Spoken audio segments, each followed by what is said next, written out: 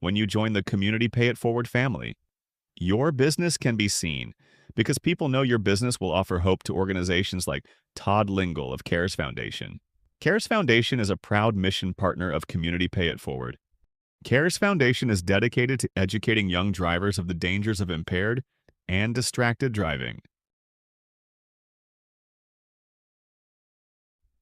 Every sale through Community Pay It Forward helps support incredible organizations like the CARES Foundation.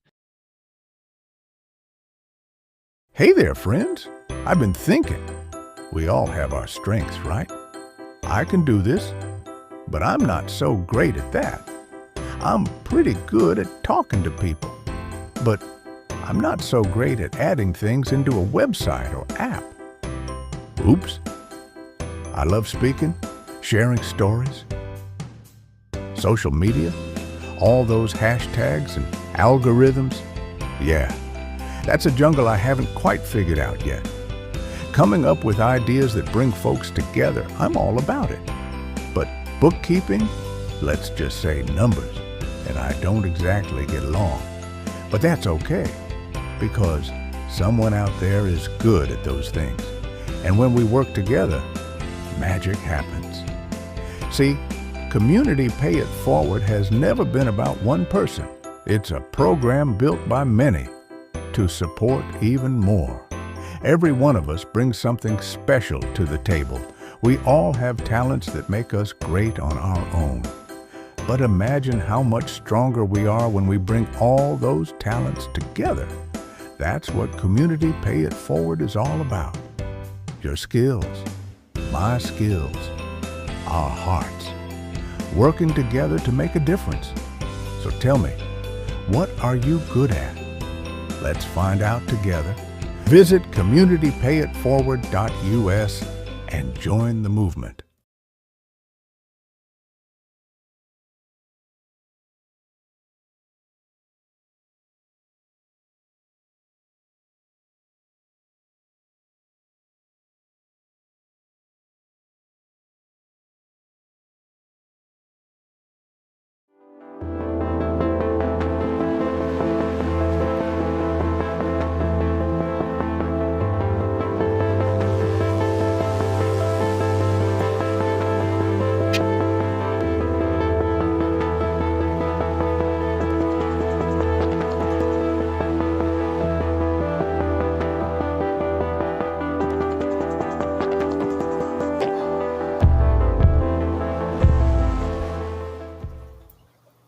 Good morning, everyone. It is Monday morning, December 1st. Whoop. That loud boom you heard was December coming in, which means we're at 12th month of the year, last month of the year. So as shocking as that is for me to say, like right now as I'm saying it, it actually really did kind of freak me out when I said that. We're here. So another year is coming to an end for both of our shows in the Pack Channel, and starting this month, we're going to be making a few changes. Community Impact is going to be starting at 8 o'clock Eastern for a very specific reason. And this is especially to all my friends out on the Pack Channel. The third Wednesday of every month is now Lynn's Day, which means that we're having one of our wonderful giving partners, Lynn Sibulski, is going to be joining us and giving free readings on this show. Okay? Free tarot readings. And it's really interesting. And she really shocked a couple people last month. So I'm looking forward to you joining us and seeing more about what she can do and what she can say about you, your journey ahead, and everything like that. Well, it being tarot and something like that, I wanted to invite someone very special in my life and somebody who you all know, my Things Network brethren and sistren. And my wife is going to be joining us on that show, Adrian Clayton. She's going to be joining us every third Thursday for third Wednesday,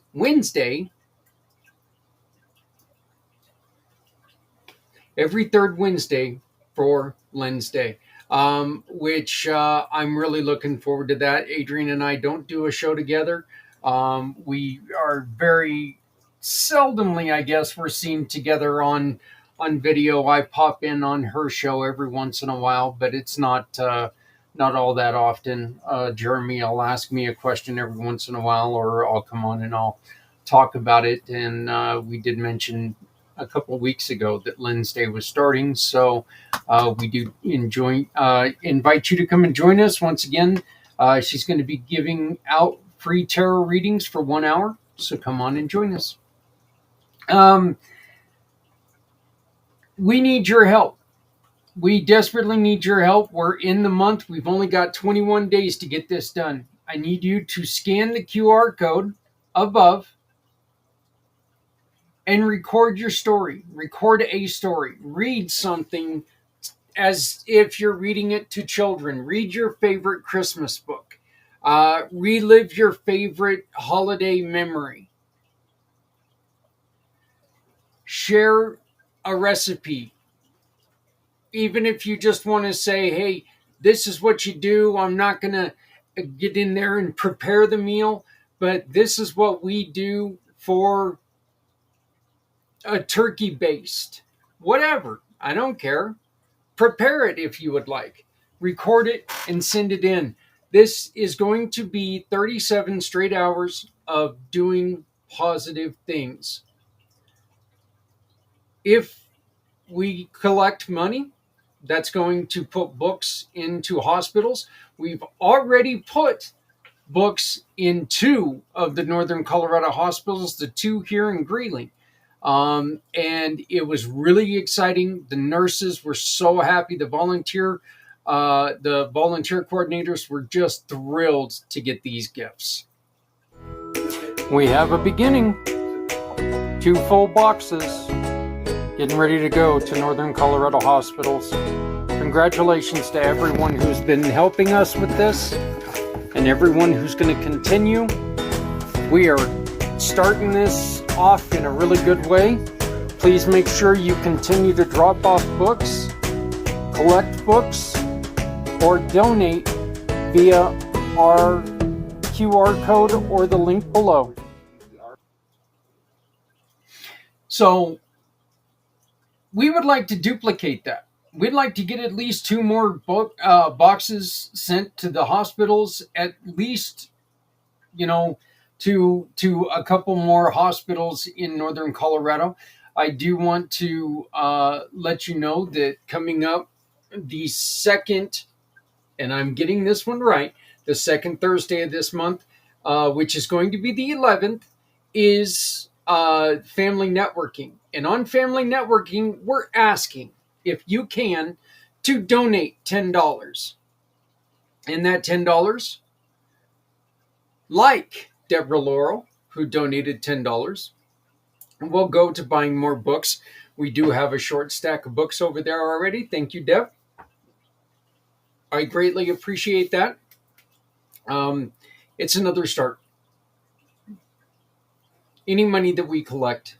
And if you're in the Greeley area, you want to stop by, we have a Christmas tree on our front porch. We're going to put a box down there. Just put them inside the box, put the cover back on the box in case there's moisture. We don't want them to get ruined. Books, board games for all age kids, 18 and under, okay? Let's do this. Let's get this going. Our address is 1427 7th Street in Greeley, Colorado. That's 1427 7th Street in Greeley, Colorado, 80631. Just let us know.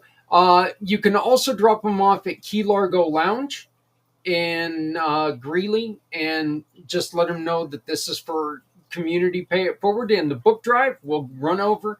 We'll pick it up. So let's get this going, folks. And if you are not in Greeley, but you have new books new board games. Take them to your hospital. Say, hey, you know what? We'd like to donate this to you.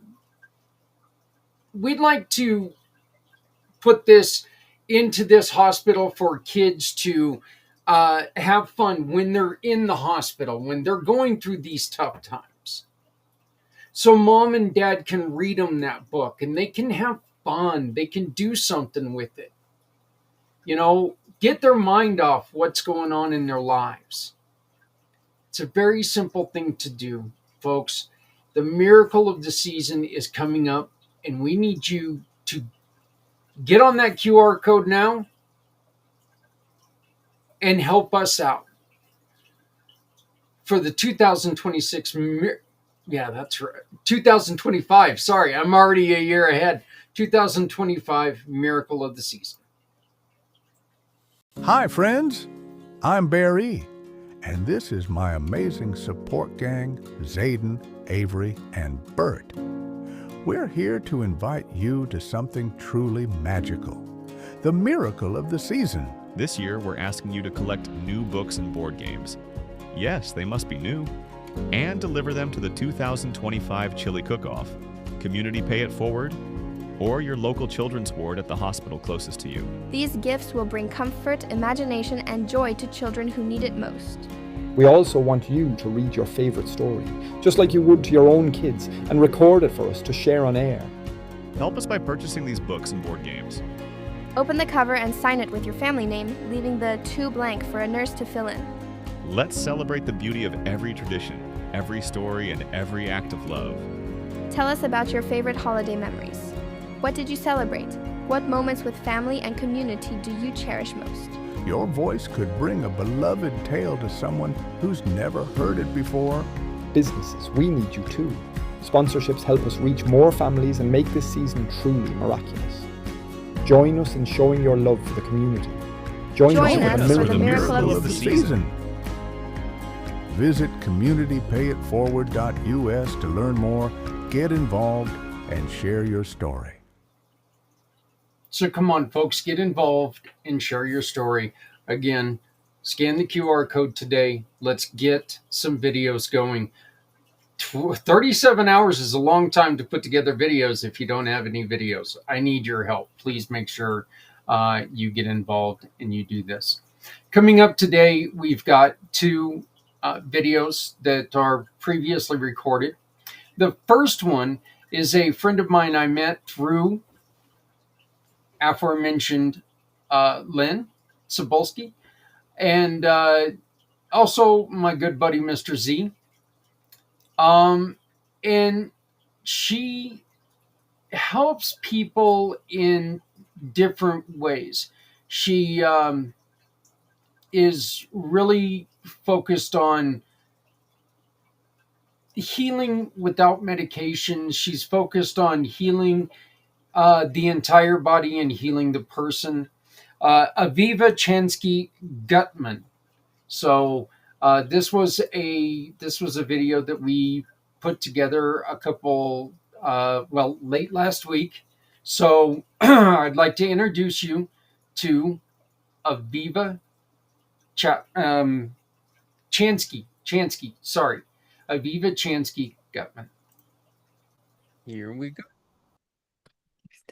Hello every morning. Hello every morning. Thank God I'm editing this. Yeah. Thank God I'm editing this. So good morning, everyone. It's Zak Clayton here, Community Pay It Forward, Community Dare to Care, and the PAC channels.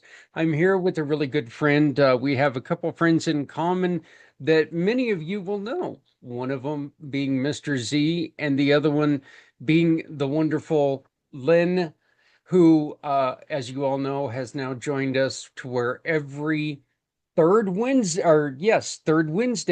it's Lynn's Day. So Lynn will be giving out free readings every third Wednesday. But I'm being joined by Aviva Chansky Gutman. How are you doing? I'm doing well, thank you. Preparing for the holiday season. Yeah, How about you? It is crazy that just to think that, Thanksgiving is here, and as soon as Thanksgiving's here, then it's Christmas. But to me, the thing that freaks me out probably the most, that means that New Year's is like right here. That means that it's another year that's gone. And you're like, wow, what happened to it? Hmm. It's amazing. And it seems to me like the years go a little bit quicker when things for you are better. You Hmm. know, the year doesn't drag on when personal life is dragging. It seems like everything is going a lot better, and that's something that you try to help people do is help with their relationships. And it's not just a lot of times people hear relationships and they hear lover or people. No, you try to help them with all relationships. That's right. Hmm. So, but you use a system that is a little bit different.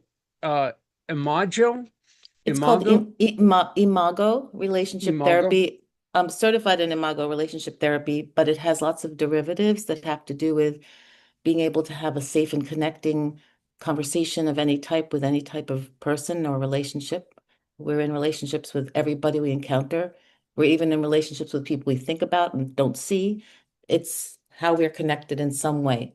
So, Imago Relationship Therapy was initially based on couples in close romantic relationship, but it has expanded because the founders, Harville Hendrix and his wife, Helen LaKelly Hunt, realized there's so much more that it can help with in the culture. So that's just a small description of it, but also the word imago, just to let everybody know, means image in Latin. And the theory was written about relationships, the image we have of what it is to be in connection with someone. So the word image sounded too much like taking photographs, Harville says. So he decided what word would say image in a way people could remember it. And that was really a clinically sounding word. So Imago is why that's in the title, Imago Relationship Therapy. And this is I'm not going to bring up what I asked you earlier about the video, but one of the things that one of the other things you brought up in that video is a lot of times one of the things that you have to help people talk about is how in a altercation with someone, one person is part of a conflict and the other person is looking for the solution all the time. Um, Well, that depends what type of a conflict it is. Usually it's about a lack of connection or misunderstanding, or there's not a point of meeting where the people in relationship understand each other when they're having some type of a conflict. So, in the exercise that we employ in Imago Relationship Therapy, it is called a safe conversation Imago dialogue. So you're helping people learn the skills of relating in a way that's not about disconnecting, but about connecting and feeling fully understood. So I'm not sure exactly what part you're referring to. I think you're referring to a video on my website that is a little bit back in time. So I don't remember everything I said on it or what I yeah, referred to, but I can just say that often it's the misunderstanding part that we're trying to help with people in any type of relationship. That's where the issue is the misunderstanding and this disconnect. the reason I brought that up, and I understand that that was a little while back. It was in the same video that I was talking to you about earlier. But the reason I was bringing that up is that I've been in conflicts before in past relationships where that's exactly what it was. If it came to something, one person was yelling and the other person was like, God, how do I get out of this? What do I have to do to put it bluntly, to shut them up and move on to the next thing? And so that really caught my attention. I was like, wow, wait a minute here. I never realized we were doing that. I think you might be referring to the fact that when we are in active, heated discussion with anyone, what happens in human nature is that we're not necessarily being present to understand and fully hear the other person. We're just waiting for the sound to end of what they're saying so that we can have our response. And oftentimes we're thinking about how to defend ourselves in that type of an interaction. And that only leads to more disconnection because there's this defense attack feeling between people. But the type of work I do helps people understand that the key to connection is first being very present for your partner understanding fully, being aware of what they're saying and making sure you understand them. But it takes a skill set of being an active listener, plus it takes a skill set of understanding we might have reactions, but we need to put them to the side so that we can be fully present for the person in the moment. And that's a very hard skill to learn when you haven't used it before or you haven't encountered it yourself before. But many people, I give an example that's very culturally referenced these days is when you order something from Starbucks, the barista will say to you, so what you want is, and they'll mirror back to you what your order is. So they'll say like the latte with extra foam, shot of caramel, did I get that correct? And that's called mirroring. And that is what is the small sample in a socially referenced context that most people understand is that that's what mirroring is. So if you're in an argument with anyone or discussion, just make sure you got, let me make sure I understand you. Sometimes this will happen in doctor's offices if you're fortunate to have a practitioner that will ask you that. Let me see if I understand what you're saying. You have a headache, you've felt stomach pain for 2 days. And so they'll repeat back to you what you've offered them. And that's the key to having a safe, dynamic conversation that helps the person speaking be understood and the person responding be fully present. So the exercises you do have exercises in Imago Relationship Therapy to teach people how to interact in this more effective, calm way, have to do with certain sets of standards that are not allowed. There's not allowed to be escalations where you just argue for nobody hearing each other. You have to help them understand. The arguing is not effective. What's effective is learning how not to have those escalations and to contain your own reactive style and a lot of other skill sets that eventually you'll be very happy that you developed because you'll understand that that makes you be more present for the other person, for yourself, and understand how you can't always listen to that side voice that's saying, yeah, but that pisses me off. You have to help that other part understand that it has to wait a few minutes and then you have to help contain its intensity so that the conversations are more calm and connecting. That's the best way to describe it. Yeah, and I also, one of the things that I had to learn, and I had to learn it really quickly, is that, every argument with every mate is different. And, you can't treat every argument the same. Um, you can't treat it like it's just a one size fits all thing. You can't come bull rushing at somebody with just words without thought behind it.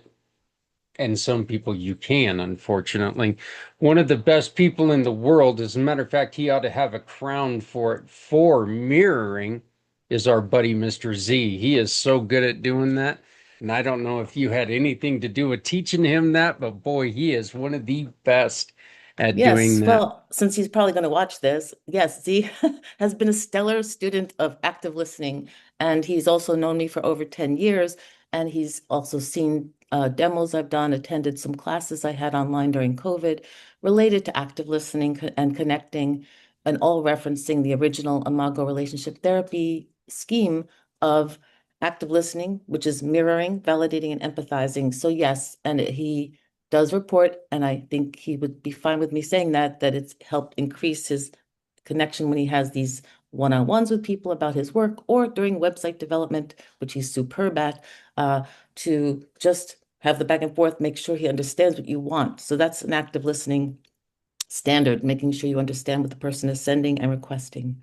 But one thing I would encourage is to understand globally, overall, that the experience of having a fight or getting mad and having something to respond with an attack or a barb is completely the opposite of what is an effective connecting communication. It may be what we've been taught and what we've been encouraged to be like, but it doesn't help us feel connected or understand each other better or grow from things in a relationship. And it's really not just about romantic relationships, it's about every kind of relationship that we have, even from saying hello to the store clerk to saying hello to the postman. It's all about connecting in some way.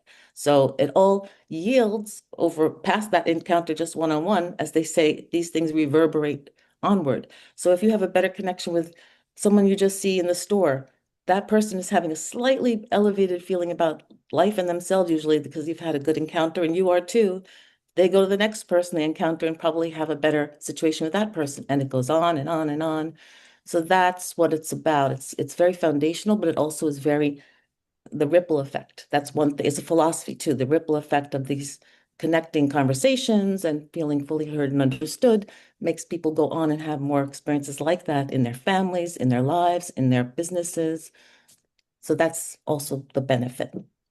That is one of the things that I talk about all the time, how I will do something if I see a mom who's just at her wit's end.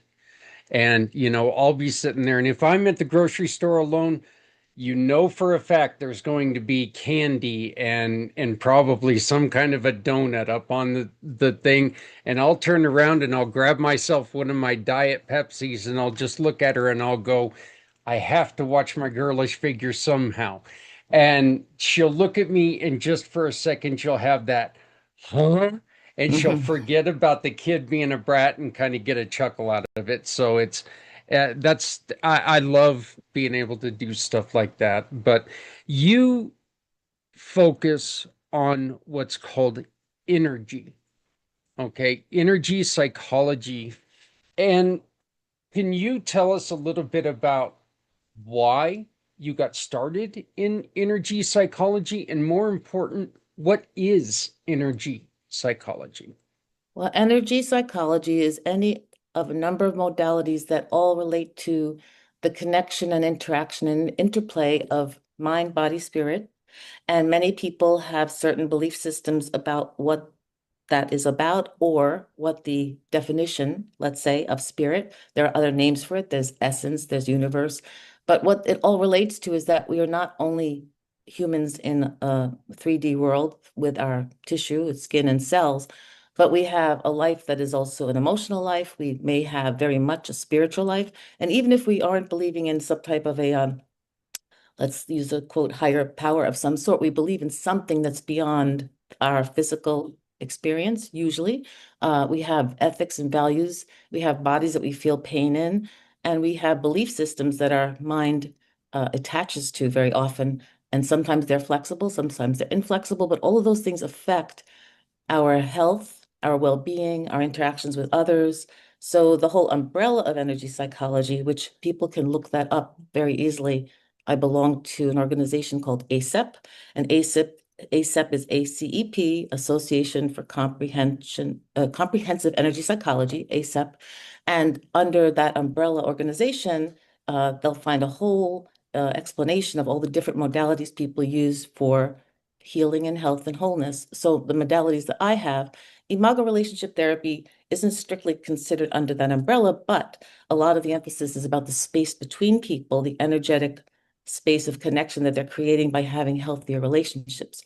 So there is a space of energy between people in relationship that is considered energetic. So that's why I also refer to that as an energy modality that does help with the health and well-being of our relationships, which are very important to all of us because we all have them. And then I also am a certified EFT tapping practitioner, and EFT stands for Emotional Freedom Techniques. And that is a method which, if we have to describe it quickly, we say it's emotional acupuncture. It's an acupressure system where we touch with our own fingertips, points along our body that are called meridian points. And the theory behind that is that when we have an obstacle, a traumatic memory, a negative belief, an issue that keeps activating us, very often that's about a frozen experience that's triggering us and our frozen reactions.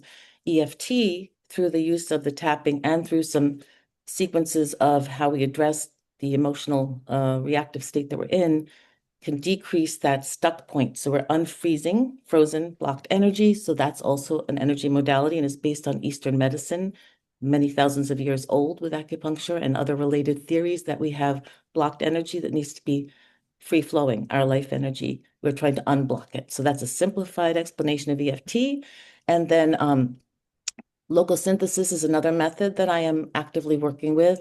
Logosynthesis is another energy modality based on the use of words to try to unfreeze frozen emotional energy or triggers or limiting beliefs.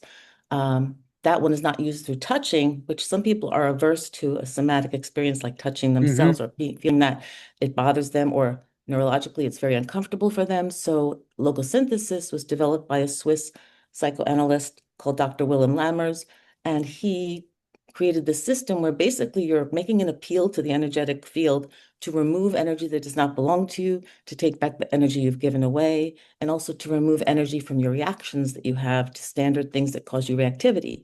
So a lot of them are very intertwined. It's hard to explain exactly how until I show each modality to people. But this last month, in fact, tonight, I'm actually teaching my active listening class at an adult education center, which shows the whole mirroring, validating, and empathizing aspects of the Imago dialogue that became a safe conversation dialogue. And then last week I taught them EFT, and next week I'll teach them logosynthesis in a basic way to show them all. Students are coming to each of the 3 classes with the idea that they wanted to learn more about these 3 methods and showing the thread of how they're all energy related. So that is what I call myself also as an energy psychology practitioner, because I am very much trying to intertwine all those methods. And please tell me if you're not comfortable doing this, but let's try to give a little bit of an example here. I've been very open about with the energies that I've carried, or with the injuries that I've carried since my motorcycle accident, and them missing stuff, and then just me being an addictive personality person, I have become very dependent on pain pills.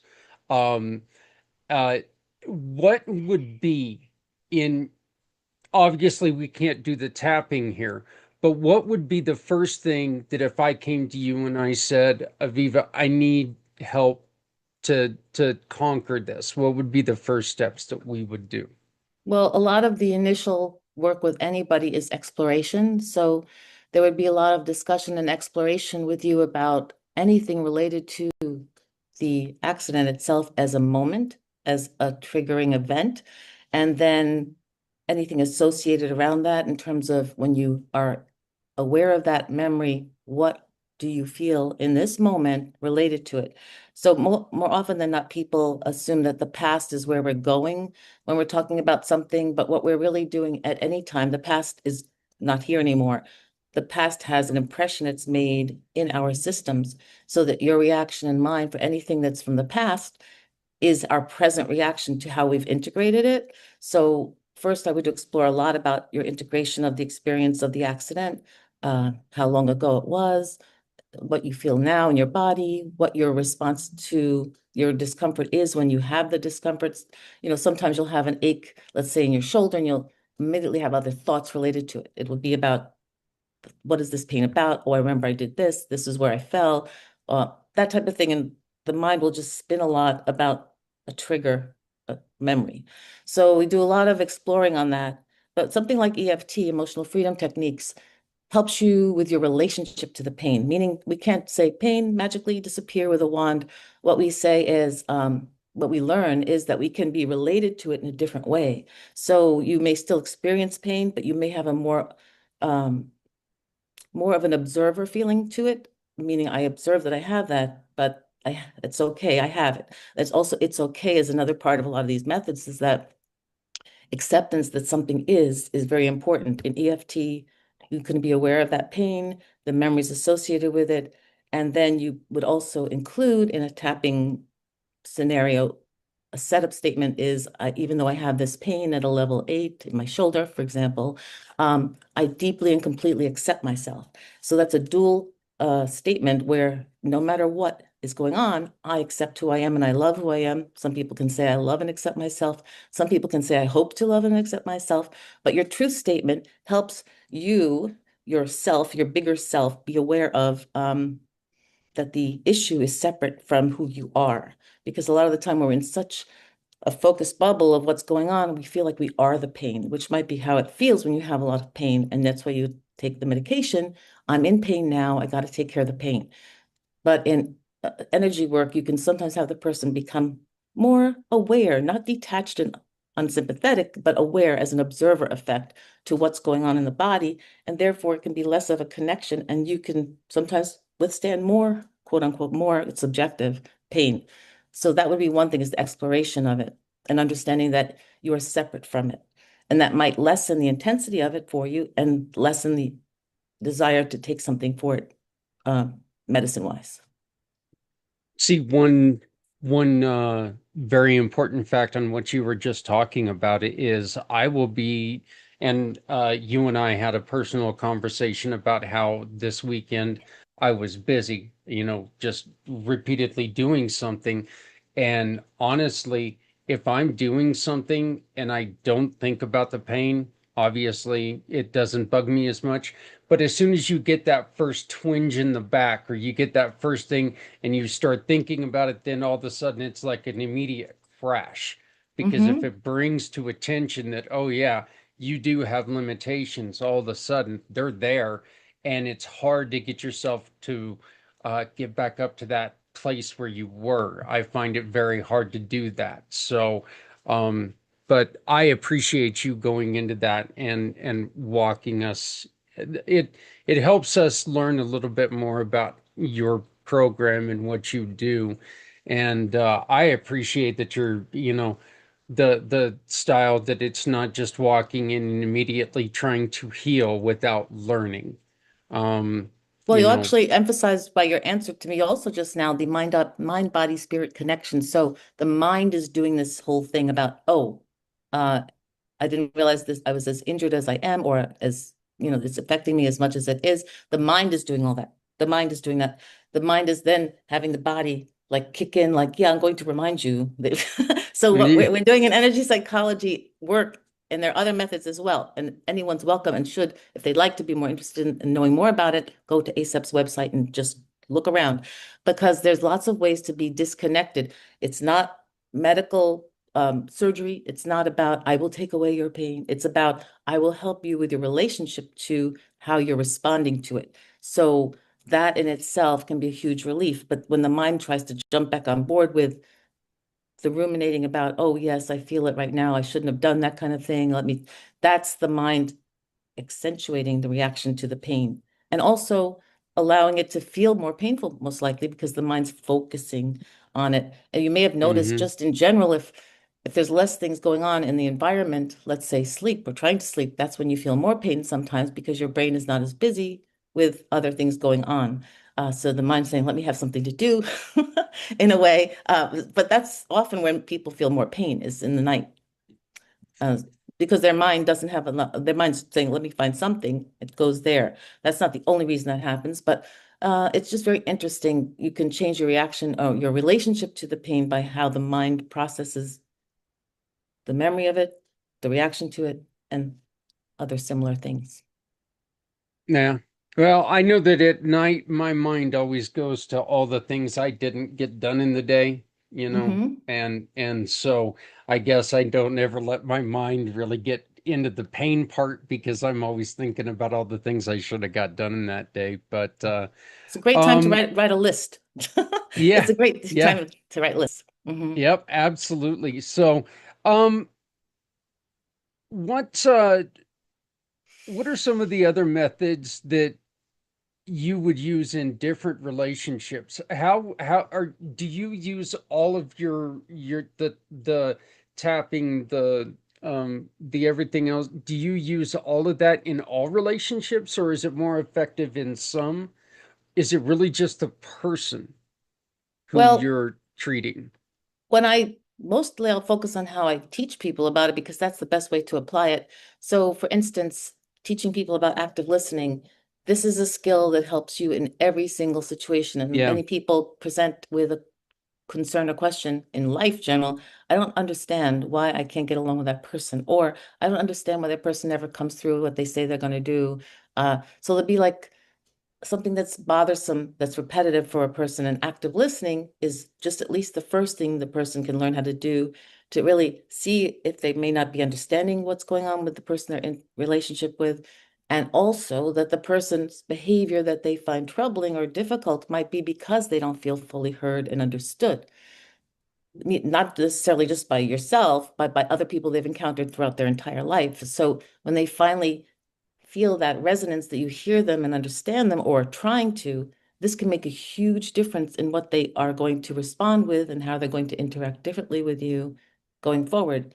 That can be in anything. What comes to mind is something like just someone you're trying to engage for a service you need, that you're a contractor for a house or something, or some repairs. You want them to hear that you need something, but you want to know what they need in order to be able to provide the service in the way you need. And you have interactions back and forth. So that's a skill that everybody enjoys learning about. If they've already been doing it, they realize it has a name. If they haven't been doing it, they realize it's something they can try. And they also realize it doesn't just benefit the person speaking, it benefits them as well. So that's one that goes across all different experiences and people and relationships. I've always loved the saying, God gave you two ears and one mouth for a reason. You need to, if you want to get to know somebody, you need to listen to them. You don't need to tell them who they are. They we can't assume who they are. So active listening, like I said, I think it's something that's very important, and it's one of the things that we really try to push forward, especially when we're talking on February 22nd, our Veterans 22-hour podcast. We talk to people that the best way to talk to somebody who's contemplating making a drastic decision is to sit down and listen to them. Don't tell them what they need. Listen to what they're telling you they need, and then helping them from there. I think that we have a tendency a lot of times to all want to push our narrative on people or push our experiences on people and tell them, look, this is what I did and it worked perfect. That's fine. It worked perfect for you. Doesn't mean it's going to work for everyone. Another important part of teaching people the skills of active listening is about letting them know that if they have to make an appointment with someone, let's say it's a boss to an employee. If a boss says on the email or on the phone, you come here, I need to talk to you, or I need to talk to you at 3 o'clock, it gets a lot of anxiety evoked in the person because there's no mention of what it might be about. So the person's head starts to spin usually, and what could this be about? What is going on? Did I do something wrong? Are they upset with me? And the most important part of any communication request of someone when you can't talk in the moment is to just let them know, I'd like to speak if you could at 3 o'clock. I have a question about X, Y, or Z. You let them know what it's about so that their natural inclination to use their imagination to fill in the gap of no information will be soothed. So that's another aspect of the listening dynamic, especially between people in close relationship, but also in work situations, as you can just see from that example. There's a lot about helping someone know what you'd like to converse about and having the person feel settled when they start with you. There's a lot of little clues that help things go a very positive way. Yeah, those dreaded we need to talk text Yeah. messages. It's like, oh no, we don't. No. That's the last thing we need to do. I want to thank you for joining us, and I've got one more question for you, but I really want to make sure that you feel free to schedule with us again and come on anytime that you have something else going on. I found this very, very interesting, and I think that this is just one more option to give people to try for somebody who's looking for a way to heal themselves and heal situations. Because if you're having a problem communicating with anyone, maybe it's not everyone else, maybe it's you, and this is a chance for you to get in and really look at yourself. So, but what are some of the groups and organizations, populations, what are some of those that'll help, that you can help them really communicate and really help them be able to just work better together? Well, the type of work I do when I educate people in the community, the types of groups that are good for receiving this type of workshop that I can offer. And again, I can offer workshops in different directions of what I cover. Things like lunch and learn experiences for businesses, like a health related segment that they sometimes have to have. about stress management, well-being. I've done some lunch and learns online with people where their lunch hours spent where they need the credits from their organization, but they also need the information for health and wellness about the tapping. So that's been something that's possible. I've done it for business groups like Chamber of Commerce's and Rotary Clubs, just short 45 minutes to an hour informational sessions. And I often get a demo person up there with another person to show active listening a bit. And I streamline the presentation to the time allowed for it. But it works in businesses, schools, community groups, churches and synagogues, caregiver systems like nursing homes and assisted livings to talk to caregivers either themselves about caregiver stress as a group or generational communication issues between parent and adult child or adult siblings having difficulty taking care of or planning for a parent. So those are areas that the active listening and connection skills can be helpful. And also a place that wants to learn more about alternative and complementary methods of stress reduction that don't have to do with medication. They have to do with how we interact in the world, how we take care of ourselves. All of this is about self-regulation of the nervous system because so much of what goes awry in conversations and relationships is about being escalated. So when you referred in the beginning to feeling upset and angry and quickly wanting to respond, that's a sign of the nervous system just being in the fight, flight, or freeze mode.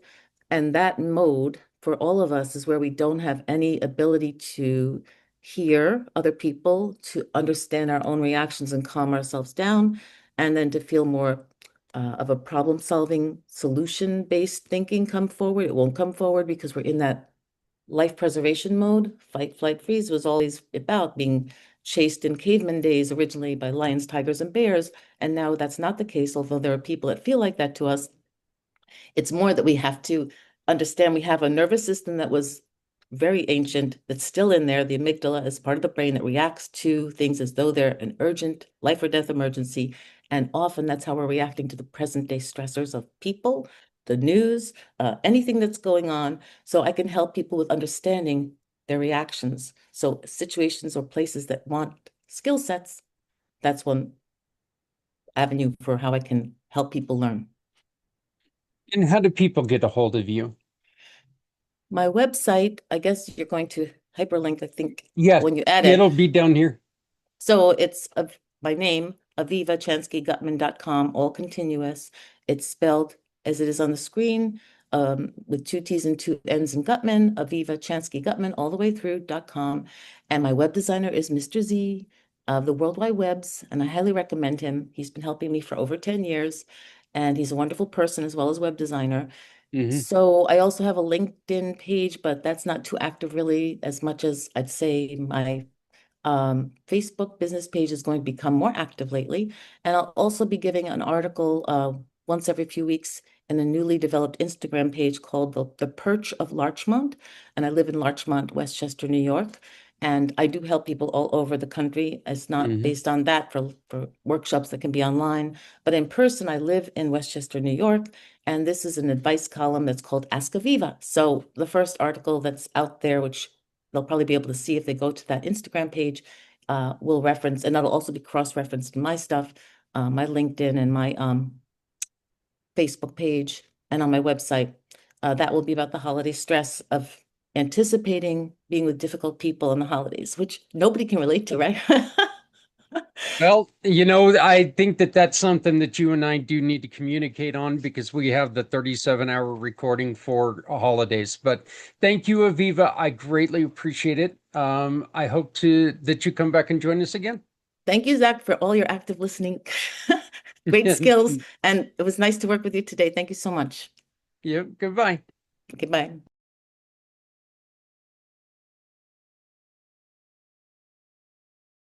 Sorry about that. Aviva Chansky Gutman, and I greatly appreciate her. Once again, 631 885 4375. 631 885 4375. www.avivachanskygutman.com. Please go and check her out, see what else she can do for you. Our next video is with a dear friend of mine, and we are starting a brand new 30-minute segment every week, talking about humanity and how we can work better to support others and to create better humanity and respect and just work together in a better way. This is my dear friend, Maria Dolores. Hey everyone, the first thing I want to say is it is Thanksgiving week here in America, and I want to wish everyone a very happy Thanksgiving. And I would like to encourage everyone to where, you know what, you're going to have a little bit of extra food.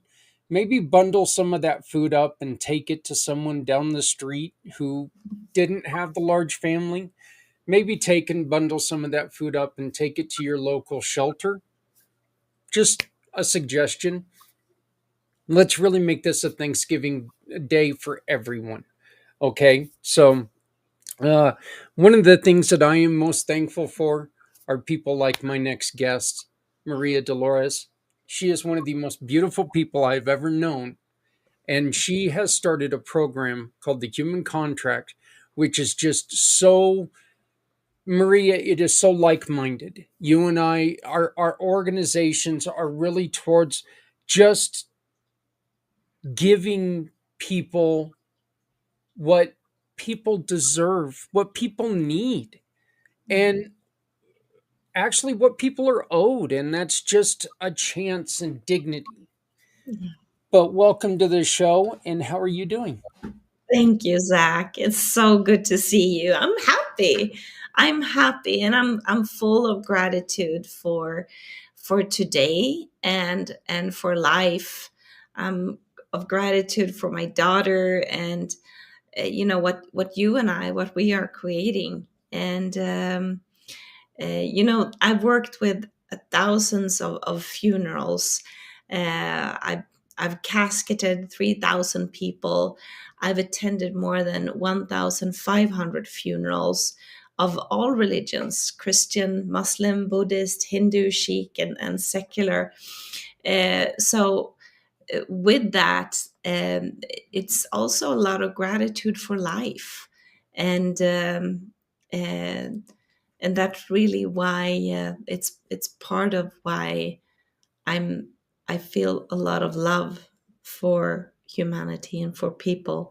And it some people think it's weird. How can you say that that you feel love for people? But it's to see beyond all the labels, to see beyond the color of our skin, or whether we have lived a monetary rich life, or if we lived in with with struggles and financial difficulties, whether we had a long life or a short life. It's really with the awe of just life. So I'm really happy. I'm happy to be here with you. I I always feel like what I think I'd rather have curiosity over money a lot of times, because I want to learn. And one of the reasons why you're so important to me is the what you've done with the funerals. I am not a religious person. I am a religion curious person. I want to learn more about different religions than, I want to learn everything as I can about every religion, about every sect, about all of them. Just because I think that there is so much in ignorance that derives hate.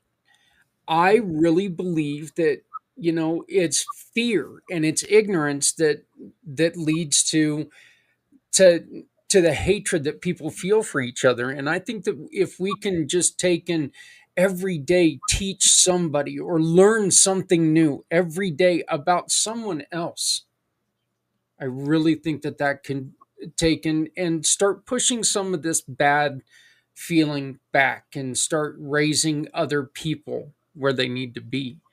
Is Yeah. that is that really one of the reasons why you're doing this? Yeah. Actually, it started 10 years ago when or more. I would say it started longer ago, but going through difficulty, like when my mom died, I was with her in 2009, and to see her in her final moments, and to restore her integrity when she died. But it was also a very important pivot moment, a pivot year for me, was in 2013 when I divorced.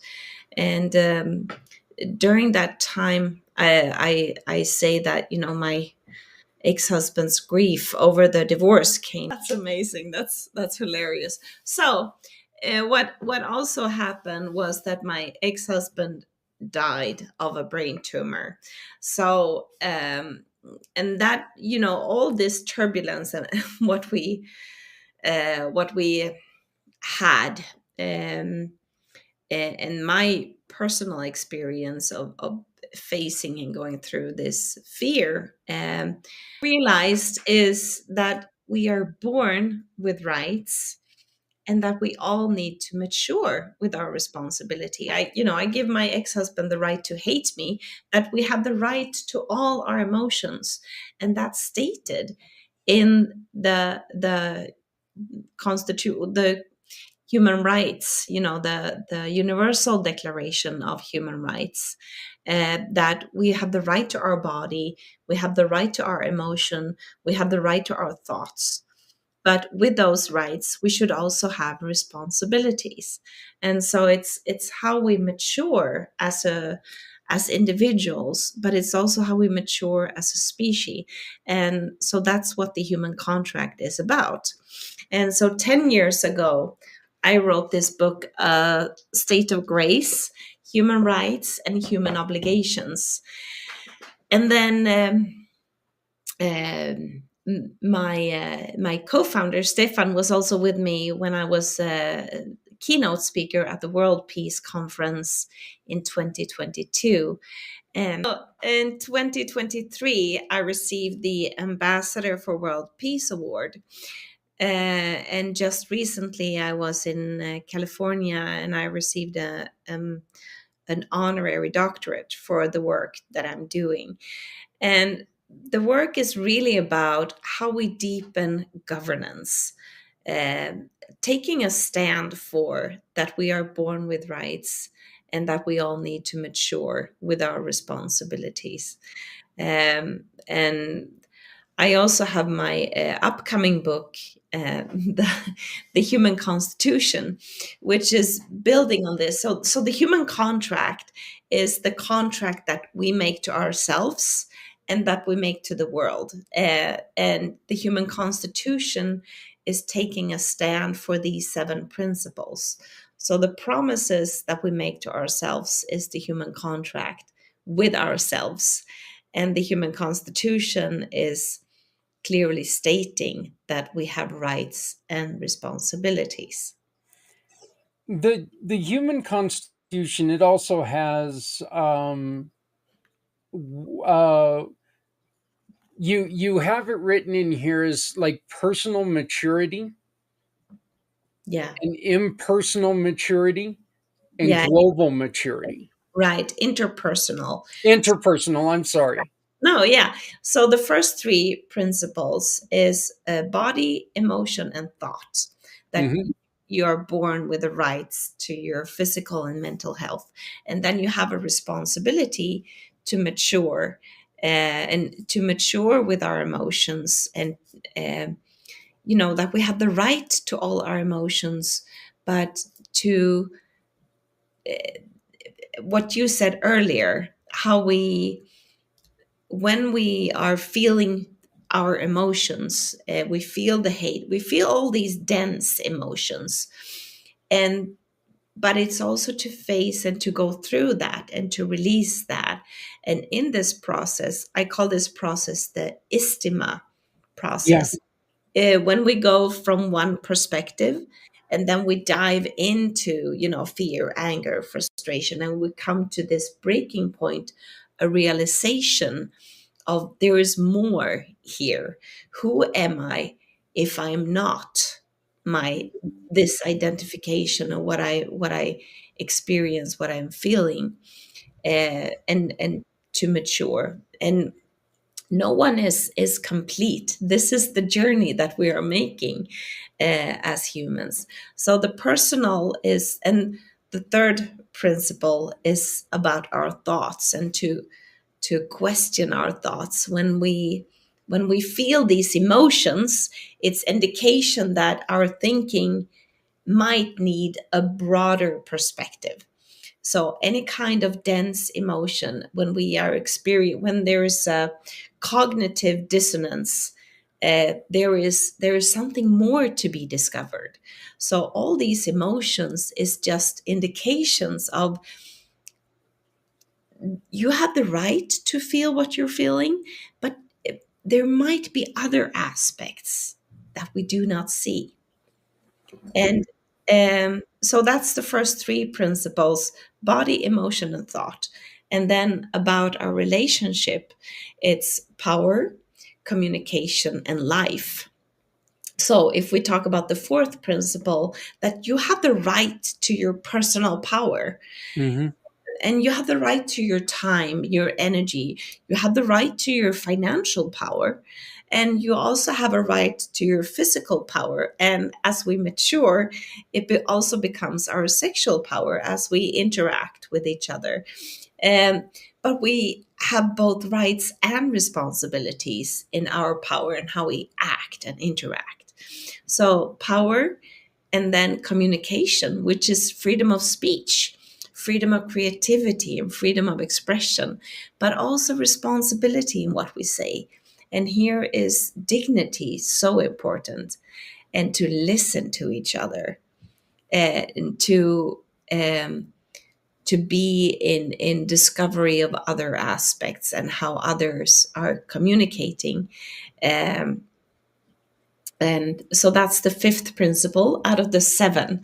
And then the sixth principle is about life, that you have the right to your life, and you have a responsibility to respect others' way of life and other life forms. So it's how we can collaborate and unite and better respect life in the ocean and life on land, which ties to the seventh principle, which is about our collective rights and responsibilities. Because I believe, Zach, I believe that when we unite, this is how we can really make a difference in the world. United, we will make a change. See, what you were saying is so complex, but it's beautiful because every single one of us has the right to be, and excuse the language here, but every single one of us here has the right to be an asshole. We can be an asshole, Yep. but we can't treat someone else like an asshole. That's not, it's Yeah. not our right to do that, Yeah. because other people have just as much right Yeah. to this location, to be in the space that they're in. Yeah. There was nobody that, there's nobody that's put in place, thankfully, anymore, that was brought here, and they're here unwillingly. Usually people are where they need to be, where they want to be. you Mhm. know Thankfully, we don't have anything like slavery here in the United States anymore, and it's, except for, well, we do have some slavery. I don't want to say that. Yeah, Okay. we do actually, and that's so fascinating because we have, Zach, this is horrible. We have 45 million slaves in the world today. We have never had as many slaves on this planet than we have today. Yet, Zach, we have never had as many slaves. as we have today. We have 45 million slaves in the world today on this planet. Yet we have never had as few in percentage, because we are 8 billion people today. So in the 1800, we only had 1 billion people living on the planet. So uh, we have fewer in percentage, but it's all over the world. I mean, I've heard statistics that here in Stockholm, we have 200 apartments with girls that are being bought and sold every single day. So there is slavery everywhere, but we don't really see it. And what I find so horrible is that it's everywhere. And if we have 45 million slaves, then how many million is around that? Buying and selling and trading and security and Yeah, how it's many people are culpable for what's going on? yeah. I mean, you got to think about it. And There's that's why, there's no supply without demand. right. And yeah, and that's why we're making various movies and to communicate about this.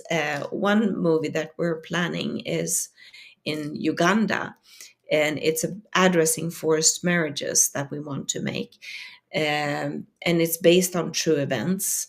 um, it's about this 14-year-old girl, Subi, and the understanding of how can you sell your daughter, uh, because you are right in that spot. It's live or die, and it's with the idea of that, she will be well off, she will be better off, uh, and and the darkness of, we that's why the seventh principle about our collective rights and responsibilities is so important, because again, like I said, united we can make a change, but the change needs to come both from around, uh, the challenges that we have, the division that we have, or the segregation, or the environmental, and the pollution that we have. um, it needs to come in the with the people who are working with and around these challenges, and with other people who have solution, because I believe we have the solution, we already have the technology, but it needs to be better collaboration and giving the right preconditions for people to be able to choose better for themselves. I believe that people want to make the right choices, but it can be, uh, difficult. So yeah, right. So here are the seventh principle: body, emotion, and thought, our rights and responsibility for our physical, mental health, and then power, communication, and life is addressing our interpersonal relationship. And then the seventh is our collective rights and responsibilities. Right. And I wanted to bring these back up because we showed this last time when we had our last interview, which by the way was too damn long ago. But and you first off, please forgive my wording. I knew what I wanted to say. I just didn't know what I was saying at the time. But yes, being very well aware of how many unfortunate is instances of slavery when we around human trafficking we have. I mean, it is just sad. But my point is that, you know what, people are, you know we live in a quote unquote free society, and people should be able to live a free life as they wish to at all times. Okay, they Yeah. should be able to do whatever they want without the fear of you ruining their life. And so that's one of the it's such a beautiful message, Maria, that you put out when it comes to it. But your 7 principles are, these are good for you, and once again, you can be a jerk. Yeah. Okay. Yeah. Right. Yeah. You were going to say you can be a jerk. Yes. Yeah, you can be a jerk. Other people can be jerks. That's fine. But you know what? We don't need to be jerks to each other. Truth is, everyone has a right to be here. Everyone has a right to live a life that they're working hard to do to live. And nobody should be treated as a second class citizen, because there is no such thing as a second class citizen. We're all first class, and that's the way it should be. Yeah, and Zach, this is why the human constitution, the purpose of the human constitution is simply a more mature humanity. And so, an immature way is to believe in the thought that we have, first class and second class and third class. It's that's an immature, that's a very narrow-minded way of thinking. And so uh, people who believe in that thought, uh, it's also creating a lot of frustration and anger and rage.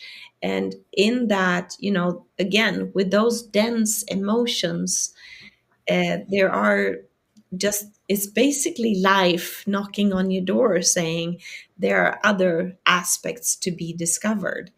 So, so whenever we are experience dense emotions, like you're a jerk, and so I'm going to curse now. No, please. To say, like, yeah, fuck you, I can say whatever I want to because I have the freedom of speech. Yeah, and you have a responsibility, and we need to mature to to broaden perspectives, and we need to listen to each other. So with the freedom of speech also comes a responsibility to listen and a strive to mature. Yep. Yeah. It's the old Spider-Man moniker with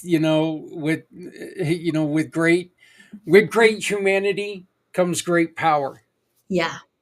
So, hey, Yeah. I do have one question for you, and what is the and hopefully this can help explain a little bit more about the Constitution. But what is the difference between avoiding conflict and approaching discomfort with dignity? Oh, that's such a good question. That's such a great question, because just recently I was looking at um, Sasha, the filmmaker. He make Borat, Oh, and Sacha Baron Cohen. yes, right. And when I first saw him, um, I would say maybe the first 20 years that I've seen him, I never liked him, uh, because I thought he was acting in a very undignifying way. Now, broadening perspectives, and when I saw him earlier, um, I thought he was acting in a very immature, undignified way. Today, I can see that he was really poking on all the difficult, like sexism and regarding religion, and he's been really addressing all these hard topics, but doing it with, like, making fun of and poking. I'm not saying, is that right, is that wrong? I don't know. Yeah, I think, if from my perspective, I believe in that it's good if we strive towards a more mature and dignified way of communication.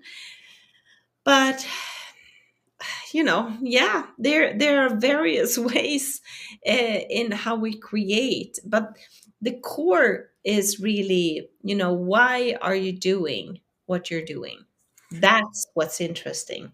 It is kind of funny that in with what Sasha does, he is the worst of all of us.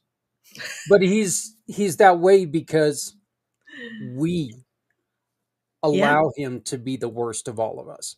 yeah, He's able to recreate those characters because it touches on so many emotions that people have, and I know there's a couple of people who definitely don't are not huge fans of his. I know there's a former mayor of New York City that uh, he's or New York that definitely not a fan of his. So he's making fun of, right?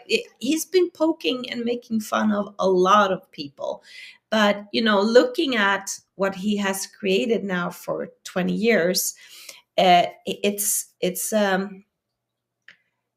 because when he is Sasha, when he is authentic, when he with him, if we look at the broader perspective today, uh, what he has created is to make fun of people, of politicians, and he's making fun of people in power, really, in mhm. various shapes and form, and sta I would say authentically standing on the people who has less power, but he has done it in a very different way.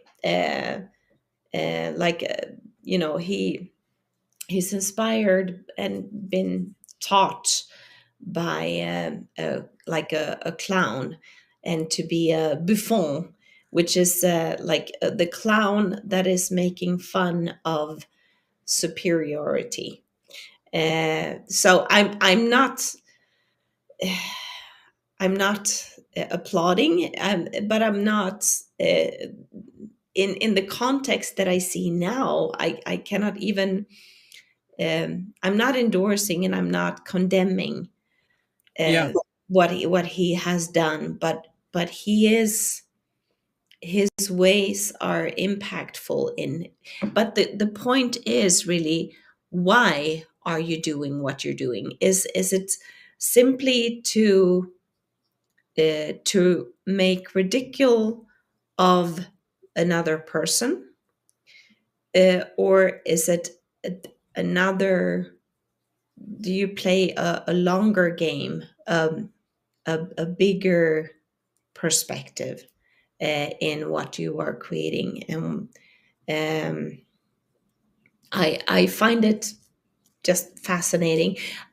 For me, and what I stand for is with dignity and with maturity. And he said himself that a lot of things that he has created is very immature.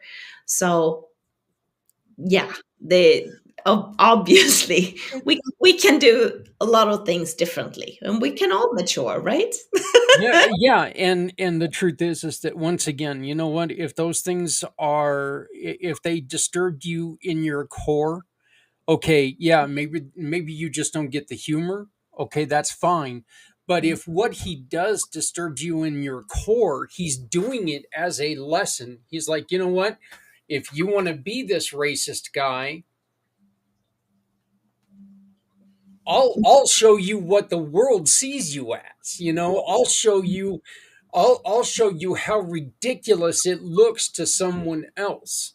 Yeah, And yeah, he's doing it because once again, he is he is able to do this to show humanity how ugly we look at times, and how ugly some of us look. So Maria, I I truly, truly love everything that you stand for, that Stefan, that you guys are putting together. It's such a beautiful, beautiful organization.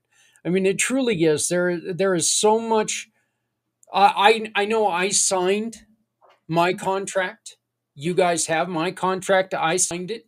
And I encourage you all to go to the Human Contract website, and you can get there by scanning this QR code below me. Thank While you. you're there, make sure that you look for a partner to shop with, and you can take and help support them. You Yeah. can help them continue to do what they're doing. The act of showing up at these funerals and providing dignity to somebody who may not have had dignity, stunning. And it shows the beauty of who you are as a human being. And it also shows how simple the act of kindness and the act of supporting someone else can be. Because this isn't pulling out your wallet, this isn't doing anything like that. This is very simply showing that you care about humans. And I thank you for that. I truly, truly thank you. I thank you for being who you are. And Thank again, I started this whole, this whole interview saying I am very thankful for you. And I mean that, because you are truly one of the most inspirational people I know. Thank you, Zach. And I'm so happy to be here with you and to meet your audience. And I'm looking forward to this coming decade when we together we can make a difference. And it's about all of us to mature and to care for our physical, mental health. It's about to set the rightful boundaries. And sometimes some people need to set more boundaries, and some people need to lessen the boundaries and to open their heart more, and how we collaborate together as a species. Now, So I'm very happy to be here with you, Zach, and I'm looking forward also for people to reach out on LinkedIn. You can connect with me on LinkedIn, and we have an exciting future ahead of us. yeah, yeah. And you can be part of that future by simply scanning the QR code below and supporting them and making sure that they can continue to spread this message. Look, it all boils down to something that we heard as a kid. If you're treating somebody, the way that you're treating somebody, if you look at yourself and you go, wow, I'd hate to be treated this way, stop doing it, turn around and go at it again. Okay. If you don't want to be treated the way that you're treating someone else, then you're doing it wrong. Yeah, Okay. Turn around, treat them like a human being. We all deserve that right. We all have that right. yeah, And you don't have the right to make someone less than you are. So right. you simply don't. So Maria, thank you so very much. Thank you, thank you, thank you. And I look forward to working with you so much more here in the very, very near future. Yes, yes. Likewise. All Thank you. right. Thank you. Hi, friends. I'm Barry, and this is my amazing support gang, Zayden, Avery, and Bert. We're here to invite you to something truly magical, the miracle of the season. This year, we're asking you to collect new books and board games. Yes, they must be new. And deliver them to the 2025 Chili Cook-Off, Community Pay It Forward, or your local children's ward at the hospital closest to you. These gifts will bring comfort, imagination, and joy to children who need it most. We also want you to read your favorite story, just like you would to your own kids, and record it for us to share on air. Help us by purchasing these books and board games. Open the cover and sign it with your family name, leaving the "to" blank for a nurse to fill in. Let's celebrate the beauty of every tradition, every story, and every act of love. Tell us about your favorite holiday memories. What did you celebrate? What moments with family and community do you cherish most? your voice could bring a beloved tale to someone who's never heard it before? Businesses, we need you too. Sponsorships help us reach more families and make this season truly miraculous. Join us in showing your love for the community. Join us for the miracle of the season. Visit communitypayitforward.us to learn more, get involved, and share your story. Hey there, friends. I've been thinking. We all have our strengths, right? I can do this, but I'm not so great at that. I'm pretty good at talking to people, but I'm not so great at adding things into a website or app. Oops. I love speaking, sharing stories, social media, all those hashtags and algorithms. Yeah, that's a jungle I haven't quite figured out yet. Coming up with ideas that bring folks together, I'm all about it. But bookkeeping, let's just say numbers, and I don't exactly get along. But that's okay, because someone out there is good at those things. And when we work together, magic happens. See, Community Pay It Forward has never been about one person. It's a program built by many to support even more. Every one of us brings something special to the table. We all have talents that make us great on our own. But imagine how much stronger we are when we bring all those talents together. That's what Community Pay It Forward is all about. Your skills, my skills, our hearts, working together to make a difference. So tell me, what are you good at? Let's find out together.